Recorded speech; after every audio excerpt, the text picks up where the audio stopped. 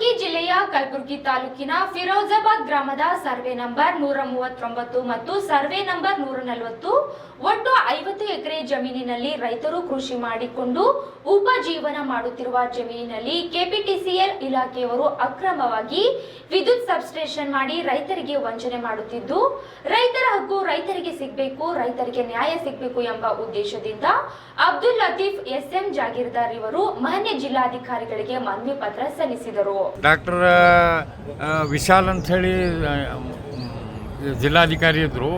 ಏನೋ ಒಬ್ರು ಸಂಗಪ್ರಸಾದ್ ಅಂತ ಹೇಳಿ ಅವ್ರು ಎ ಸಿ ಇದ್ದರು. ಇವ್ರ ಕಾರ್ಯದರ್ಶಿ ಅವ್ರ ಅಧ್ಯಕ್ಷರು. ಈ ಜಮೀನು ಪರ್ ಎಕರ್ಕ 9 ಲಕ್ಷ ಖರೀದಿ ಮಾಡ್ಯಾರ. ರೊಕ್ಕ ಕೊಟ್ಟರೆಲ್ಲ ಮಾಡ್ಯಾರ. ಜಮೀನು ಇನ್ನೂ ಕಬ್ಜಾದಾಗ್ಯದ. ಆದರೆ ಬೇರೆಯವ್ರಿಗೆ ಕೊಡಬಾರ್ದಲ್ಲಿ, ಥರ್ಮಲ್ ಪವರ್ಗೆ ಯೂಸ್ ಮಾಡಬೇಕು. ಸರ್ಕಾರ ಕಾನೂನು ಏನದ ನಮ್ಮ ದೇಶದ್ದು, ಯಾಕೆ ಕೆಲ್ಸಿಗೆ ಅಂತ ಹೇಳಿ ತಗೋತೀರಿ ಅದೇ ಮಾಡಬೇಕು, ಮತ್ತೊಂದು ಮಾಡಬಾರ್ದು. ಅವ್ರು ಅದಕ್ಕೆ ತೊಗೊಂಡು 50 ಎಕರೆ KPTCL ಇಲಾಖೆದವ್ರು ಹೇಗೆ ಮಾಡಿದ್ರು?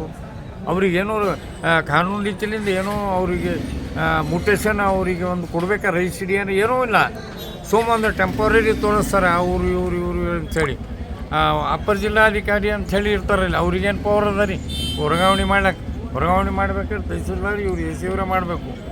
ಜಮೀನು ವರ್ಗಾವಣೆ ಮಾಡ್ಲಿಕ್ಕೆ ಅವ್ರಿಗೇನು ಅಧಿಕಾರ ಅದ? ಅವ್ರು ತೋರಿಸ್ತಾರೆ, ಅವ್ರು ನಮ್ಗೆ ಬರ್ಕೊಟ್ರೆ ನೋಡ್ರಿ ಅಂಥೇಳಿ ಡೂಪ್ಲಿಕೇಟ್ ಜಿರಾಕ್ಸ್ ಮಾಡಿ ರೈತರಿಗೆ ಹಿಂಗೆ ಹಾಕಿ ಈ ಕೆಲಸ ಮಾಡ್ತಾರೆ. ಇದೇ ಮಾಡ್ಯಾರ. ಅದಕ್ಕೆ ಬಿಟ್ಟು ಏನು ಮಾಡಿಗಿಲ್ಲ. ಸರ್ಕಾರ ಏನು ಮಾಡ್ತಾನಂತ ನಮ್ಗೆ ಎಲ್ಲರಿಗೂ ಗೊತ್ತದ. ಸರ್ಕಾರ ಅನ್ಯಾಯ ಮಾಡೋದು ಬಿಡಬೇಕು. ಬಿಟ್ಟಿಲ್ಲ ಅಂದರೆ ಮತ್ತೆ ಕ್ರಾಂತಿ ಆಗ್ತದೆ ಗ್ಯಾರಂಟಿ. ಅಂಗ್ರೇಜವ್ರು ಓಡ್ದಾಗ ಇವ್ರು ಓಡ್ತಾರೆ, ಇವ್ರು ಓಡಿಸ್ತೀವಿ ನಾವು. ಇನ್ನೂ ಒಂದು 5 ವರ್ಷ ಸೈಬಾರ್ದು ಬರೋಬ್ಬರಿ ಇವ್ರು ಓಡಿಸ್ತೀನ.